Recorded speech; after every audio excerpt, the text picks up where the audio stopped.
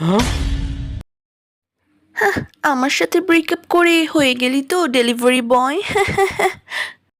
ওই দাঁড়া দাঁড়া, ব্রেক মার। আমি কোনো ডেলিভারি বয় নই, আমি হলাম মালিক। আমার না বাংলাদেশে এরকম রেস্টুরেন্টের আরো 6-7টা ব্রাঞ্চ আছে, বুঝতে পারলি? আমার কথা তো ছেড়েই দে, তুই এই ছোট্ট ভাঙা বাসাতে ভাড়া থাকতিস আমাকে ছেড়ে? এই মুখ সামলে কথা বল, এটা আমাদের কোনো ভাড়া ফ্ল্যাট নয়। বাংলাদেশে আমাদের এরকম আরো 6-7টা ফ্ল্যাট আছে, বুঝতে পারলি?